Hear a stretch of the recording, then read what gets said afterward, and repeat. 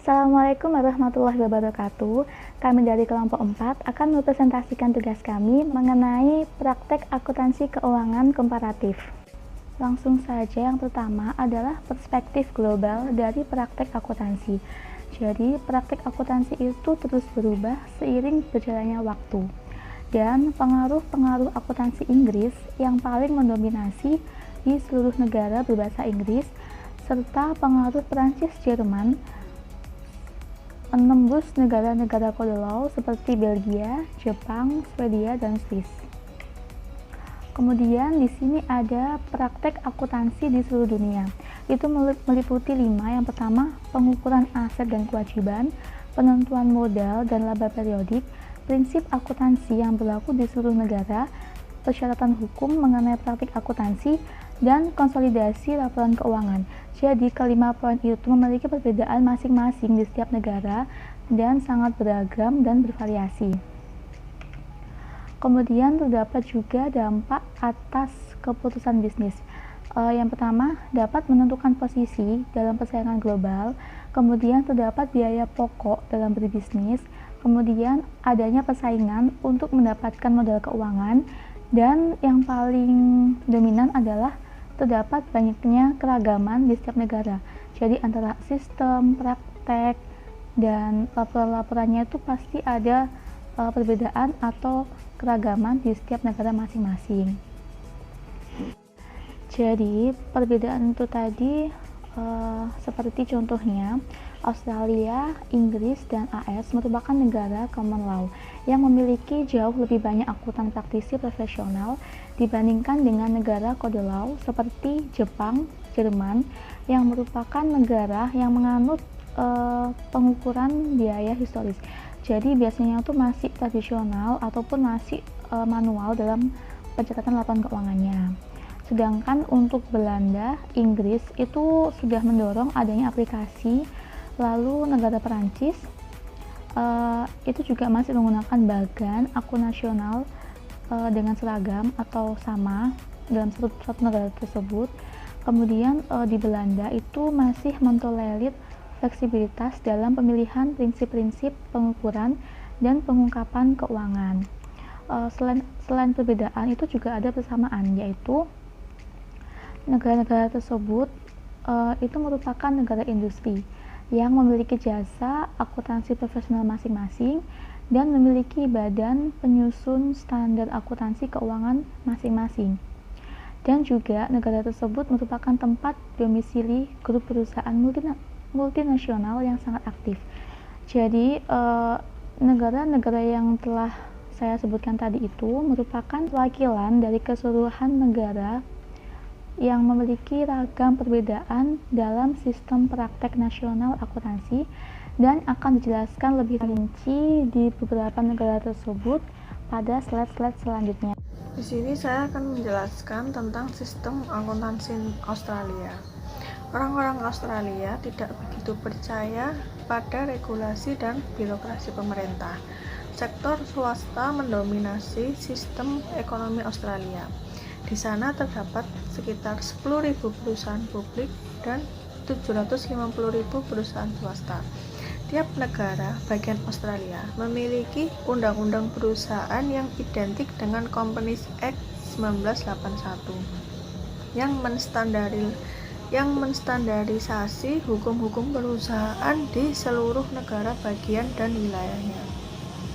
Di sisi hukum, fungsi pengawasan pelaporan keuangan dibebankan kepada National Companies and Securities Commission atau NCSC. Badan ini selanjutnya mendelegasikan wewenangnya kepada berbagai komisi urusan perusahaan negara bagian yang merupakan penerima dari semua arsip laporan keuangan. Konsep pengungkapan utama adalah bahwa laporan keuangan memberikan pandangan yang jujur dan wajar, yang tidak didefinisikan secara spesifik dalam literatur profesional. Secara keseluruhan, laporan keuangan dilengkapi oleh pernyataan direktur dan laporan direktur. Pernyataan tersebut merupakan bagian integral dari laporan keuangan di mana direktur pertama menyatakan pendapat mereka apakah laporan keuangan memberikan pendapat jujur dan wajar atau tidaknya. Yang kedua, menyatakan pendapat mereka apakah ada alasan yang memadai untuk percaya bahwa pada tanggal laporan keuangan perusahaan mampu membayar semua hutangnya, dan memberikan komentar apakah laporan keuangan telah disiapkan sesuai dengan semua standar akuntansi yang sah. Laporan keuangan Australia biasanya meliputi laporan laba rugi, neraca, catatan atas laporan keuangan, dan surat pernyataan direktur. Semua perusahaan kecuali perusahaan-perusahaan proprietari harus menugaskan auditor independen untuk mengaudit laporan keuangan mereka setiap tahun. Penugasan auditor terjadi pada rapat tahunan pemegang saham yang kemudian dilakukan voting untuk memilih auditor. Selanjutnya, sistem akuntansi Prancis. Republik Prancis merupakan penganjur akuntansi seragam nasional yang paling utama. Pada tahun 1986, plan diperluas dengan memuat persyaratan-persyaratan ketujuh Direktif EC atas laporan keuangan konsolidasi. Secara umum, plan kompatibel menyediakan yang pertama yaitu bagian akun nasional seragam, kemudian definisi-definisi dan penjelasan-penjelasan atas terminologi. Ketiga, penjelasan bila perlu mengenai bentuk ayat jurnal dan akun mana yang harus didebit dan dikredit dalam mencatat kejadian-kejadian dan transaksi-transaksi khusus. Selanjutnya, prinsip-prinsip pengukuran akuntansi. Yang kelima, bentuk-bentuk standar laporan keuangan, dan kemudian metode-metode akuntansi biaya yang diterima. Dari sudut standar internasional, ketentuan-ketentuan akuntansi dan pelaporan keuangan yang ditentukan dalam Hukum 1983 cukup ekstensif. Inventarisasi aset dan kewajiban diwajibkan setiap tahun. Pandangan yang jujur dan wajar bagi pelaporan keuangan harus dibuktikan, dan peran istimewa diberikan kepada catatan akuntansi tertentu dalam proses pengadilan. Prinsip-prinsip akuntansi khusus di Perancis berbeda dalam banyak hal dengan prinsip-prinsip sejenis dari Inggris Amerika. Sebagai contoh, metode pooling of interest dalam akuntansi penggabungan bisnis tidak dikenal di Perancis. Begitu juga metode penilaian LIFO dan kapitalisasi sewa guna usaha. Karena catatan atasan laporan keuangan diatur oleh plan kompatibel, termasuk format dan urutannya, catatan-catatan prosedur disajikan agak sistematis sehingga analisis keuangan Prancis bisa membuat prosedur-prosedur pengembangan rasio keuangan yang standarisasi. Di sini saya akan melanjutkan presentasi yang sebelumnya, yaitu sekarang negara Jerman. Akuntansi keuangan di Jerman memiliki 3 dimensi yang secara signifikan membedakan dengan sistem-sistem akuntansi nasional lainnya, khususnya dengan sistem akuntansi Inggris Amerika. Pertama dan yang paling berbeda yaitu lingkungan akuntansi Jerman telah berubah terus-menerus dan mengagumkan sejak akhir Perang Dunia Kedua.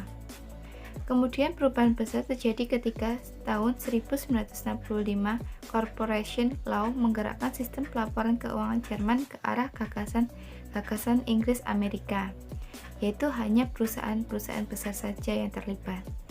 20 tahun kemudian tiba giliran EC di mana masyarakat mulai mengeluarkan direktif harmonisasinya pada awal tahun 1970-an yang mewajibkan anggota-anggota EC untuk mengadaptasinya ke dalam hukum nasional mereka sesuai dengan perjanjian yang mendasar.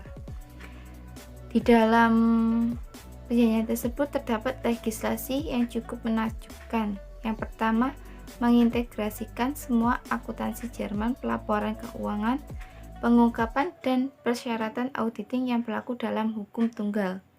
Yang kedua, hukum tunggal ditetapkan sebagai buku ketiga dalam Undang-Undang Hukum Dagang Jerman, sehingga memiliki daya terap bagi semua entitas bisnis. Yang ketiga, legislasi tersebut berakar dari konsep dan praktik utama di Eropa. Yang selanjutnya yaitu ada 3 bentuk organisasi bisnis di Jerman.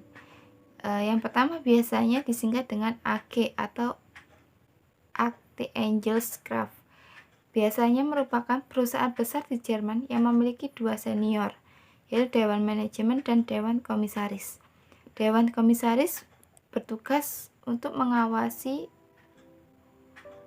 dan memberhentikan anggota manajemen, serta mereview dan mensahkan laporan keuangan tahunan. Yang kedua yaitu KGaA atau Kommandite Angel auf Aktien, merupakan campuran dari limited partnership dan bentuk korporasi organisasi bisnis yang bertanggung jawab terhadap hutang perusahaan. Yang ketiga yaitu Gesellschaft mit beschränkter Haftung atau GmbH adalah perusahaan non-publik. Sebagian besar perusahaan bisnis menengah dan kecil beroperasi dalam bentuk ini. Perusahaan ini tidak harus membentuk dewan komisaris kecuali tenaga kerja melebihi 500 orang. Pelaporan keuangan di Jerman cukup luas, tetapi dilihat dari standar Inggris Amerika mempunyai nilai informasi yang terbatas. Kondisi ini muncul dari fakta bahwa aturan-aturan akuntansi pajak mendominasi sebagian besar akuntansi keuangan. Laporan manajemen korporasi dipublikasikan setiap tahun bersama-sama laporan tahunan atau laporan keuangan, dan menetapkan laporan keuangan dari semua perusahaan berukuran menengah dan besar mesti diaudit. Laporan arus kas atau laporan dana tidak diwajibkan, tetapi disediakan oleh perusahaan-perusahaan besar. Catatan atas laporan keuangan sekarang telah menjadi ciri umum laporan keuangan di negara Jerman. Sistem akuntansi Jepang. Akuntansi di negara Jepang mencerminkan gabungan berbagai pengaruh domestik dan internasional. Jepang merupakan masyarakat tradisional dengan akar budaya dan agama yang kuat. Kesadaran kelompok dan saling ketergantungan dalam hubungan pribadi dan perusahaan berlawanan dengan hubungan independen yang wajar di antara individu dan kelompok di negara-negara barat. Regulasi akuntansi negara Jepang didasarkan pada 3 undang-undang. Yang pertama ada hukum komersial, yang kedua ada undang-undang pasar modal, dan yang terakhir ada undang-undang pajak penghasilan. Seluruh perusahaan yang didirikan menurut hukum komersial diwajibkan untuk memenuhi profesi akuntansi yang dimuat dalam aturan menyangkut neraca, aturan menyangkut neraca, dan juga laporan laba rugi, laporan usaha, dan schedule pendukung perusahaan dengan kewajiban terbatas. Saya akan mempresentasikan mengenai sistem akuntansi Belanda. Akuntansi di Belanda memiliki beberapa paradoks yang menarik. Belanda memiliki ketentuan akuntansi dan pelaporan keuangan yang relatif permisif, tapi standar praktik profesional yang sangat tinggi. Belanda merupakan negara hukum kode, namun akuntansinya berorientasi pada penyajian wajar. Pelaporan keuangan dan akuntansi pajak merupakan dua aktivitas terpisah. Di negara Belanda, regulasi tetap liberal hingga tahun 1970 ketika Undang-Undang Laporan Keuangan Tahunan diberlakukan. Undang-undang tersebut merupakan bagian dari program besar perubahan dalam Uni Eropa yang akan terjadi. Provisi utama Undang-Undang tahun 1970 tersebut yaitu yang pertama, laporan keuangan tahunan harus menunjukkan gambaran yang wajar mengenai posisi dan hasil keuangan selama 1 tahun, dan seluruh pos di dalamnya harus dikelompokkan dan dijelaskan secara memadai. Yang kedua, laporan keuangan harus disusun sesuai dengan praktik usaha yang baik, yaitu prinsip akuntansi dapat diterima oleh kalangan usaha. Yang ketiga, yaitu dasar penyajian aktiva, kewajiban, dan penentuan hasil operasi harus diungkapkan. Yang keempat, laporan keuangan harus disusun sesuai dengan dasar yang konsisten, dan pengaruh material dari perubahan dalam prinsip akuntansi harus diungkapkan secukupnya. Yang terakhir, yang kelima, informasi keuangan komparatif untuk periode sebelumnya harus diungkapkan dalam laporan keuangan dan catatan kaki yang menyertainya. Pengukuran akuntansi di negara Belanda mengacu pada prinsip-prinsip yang dapat diterima umum, bukan yang benar-benar diterima umum. Hal ini mengindikasikan bahwa adanya basis konseptual dan interpretasi yang agak lebih fleksibel dalam pengukuran akuntansi di Belanda. Fleksibilitas yang dapat dilihat dengan dibolehkannya pemakaian pengukuran akuntansi current value. Perusahaan-perusahaan besar yang ada di Belanda mencatat persediaan dan aset tetap terdepresiasi pada current value bersama-sama dengan beban depresiasi basis current value dalam pelaporan laba rugi dan cadangan berbasis current value. Laporan keuangan yang wajib disusun oleh negara Belanda antara lain yang pertama yaitu neraca, yang kedua laporan laba rugi, yang ketiga catatan-catatan, yang keempat laporan direksi, yang kelima informasi lain yang direkomendasikan. Contohnya seperti laporan auditor, pernyataan tentang ketentuan pencadangan laba atau rugi sesuai dengan akta pendirian asosiasi perusahaan, lalu pernyataan mengenai laba aktual atau usulan pandangan laba terhadap rugi, pernyataan tentang peraturan-peraturan yang berkenaan dengan kontribusi untuk membiayai defisit suatu asosiasi kerjasama atau mutual parent company jika peraturan-peraturan ini berbeda dengan perundang-undangan. Selanjutnya yaitu daftar nama orang-orang yang diberikan hak kepemilikan khusus oleh anggaran dasar perusahaan dan penjelasannya. Penjelasan mengenai kewajiban pembagian laba bagi pihak ketiga atau kewajiban-kewajiban yang sama. Selanjutnya, laporan penuh termasuk laporan auditor mengenai perusahaan-perusahaan anak yang belum dimasukkan dalam laporan konsolidasi perusahaan. Lalu yang terakhir, pernyataan mengenai setiap kejadian yang memiliki konsekuensi keuangan yang timbul setelah tahun fiskal dengan mengindikasikan besarnya konsekuensi tersebut. Pelaporan sosial tahunan bersifat sukarela tetapi umum bagi perusahaan-perusahaan besar. Pelaporan semacam itu tampaknya merupakan sarana komunikasi korporasi bagi serikat perdagangan dan karyawan korporasi. Di dalam konteks Belanda, pelaporan sosial terutama meliputi persoalan yang dibayar, statistik keselamatan, ketersediaan jasa medis dan fasilitas rekreasi, biaya program pelatihan karyawan, dan lain-lain. Inggris merupakan negara pertama di dunia yang mengembangkan profesi akuntansi. Konsep penyajian hasil dan posisi keuangan yang wajar juga berasal dari Inggris. Kemudian regulasi dan penegakan aturan akuntansi. Standar akuntansi keuangan di Inggris adalah hukum perusahaan dan profesi akuntansi. Kegiatan perusahaan yang didirikan di Inggris secara luas diatur oleh aktif yang disebut sebagai UU Perusahaan. UU tahun 1981 yang menetapkan 5 prinsip dasar akuntansi, yaitu 1. Pendapatan dan beban harus ditandingkan menurut dasar akrual. Yang kedua, pos aktiva dan kewajiban secara terpisah dalam setiap kategori aktiva dan kewajiban dinilai secara terpisah. Yang ketiga, prinsip konservatisme diterapkan khususnya dalam pengakuan realisasi laba dan seluruh kewajiban dan kerugian yang diketahui. Keempat, penerapan kebijakan akuntansi yang konsisten dari tahun ke tahun diwajibkan. Dan yang kelima, prinsip kelangsungan usaha diterapkan untuk perusahaan yang menggunakan akuntansi. Kemudian ada 6 badan akuntansi di Inggris yang berhubungan dengan Komite Konsultatif Badan Akuntansi yang berdiri pada tahun 1970, yaitu Institut Akuntan berizin resmi di Inggris dan Wales. Yang kedua, Institut Akuntan berizin resmi di Irlandia, Institut Akuntan berizin resmi di Skotlandia, Asosiasi Akuntan berizin resmi yang bersertifikat, Institut Akuntan Manajemen berizin resmi, Institut Keuangan dan Akuntansi Publik berizin resmi. Penetapan standar akuntansi di Inggris dikeluarkan dan dikukuhkan oleh 6 badan akuntansi di atas. Kemudian pelaporan keuangannya termasuk paling komprehensif di dunia. Laporan keuangan umumnya mencakup laporan direksi, laporan laba rugi dan neraca, laporan arus kas, laporan total keuntungan dan kerugian yang diakui, laporan kebijakan akuntansi, catatan atas referensi dalam laporan keuangan, dan laporan auditor. Saya di sini akan menyampaikan akuntansi keuangan Amerika Serikat.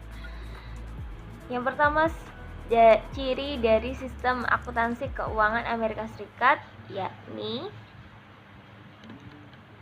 yang pertama, laporan keuangan secara periodik, dan yang kedua, penentuan modal dan laba periodik. Ketiga, regulasi akuntansi mendetail. Yang keempat, adanya elementasi, segmentasi, dan spesialisasi. Dan yang kelima, kekuasaan bersama dan ketergantungan kepada penguasa. Laporan Keuangan Financial Accounting Standard Board atau FASB. Misi dari FASB adalah membentuk dan mengembangkan standar-standar akuntansi dan pelaporan keuangan sebagai pedoman dan pendidik bagi publik, termasuk penerbit laporan keuangan, auditor, dan pemakai laporan keuangan. Tugas dari FASB adalah yang pertama, meningkatkan kegunaan pelaporan keuangan, yang kedua, menjaga standar agar tetap up to date, yang ketiga, yakni mempertimbangkan dengan cepat dan tepat, yang keempat, meningkatkan pemahaman umum, yang kelima, membentuk konsep akuntansi yang luas, yang keenam, menerima saran-saran menyangkut masalah mana yang seharusnya ditangani. Dan yang terakhir, ya, ketujuh, memiliki gugus tugas untuk mengidentifikasi masalah. Pengukuran akuntansi keuangan Amerika Serikat. Laporan keuangan di Amerika Serikat memasukkan komponen-komponen sebagai berikut. Yang pertama, laporan manajemen. Yang kedua, laporan akuntansi independen. Yang ketiga, laporan keuangan primer. Yang keempat, pembahasan dan analisis manajemen mengenai hasil operasi dan kondisi keuangan. Yang kelima, laporan keuangan sekunder. Yang keenam, catatan atas laporan keuangan. Yang ketujuh, perbandingan data-data keuangan terpilih untuk 10 tahun. Dan yang kedelapan, data-data kuartal terpilih. Dan terakhir, informasi keuangan pelaksanaan. Demikian presentasi dari kelompok kami. Kurang lebihnya kami mohon maaf. Wassalamualaikum warahmatullahi wabarakatuh.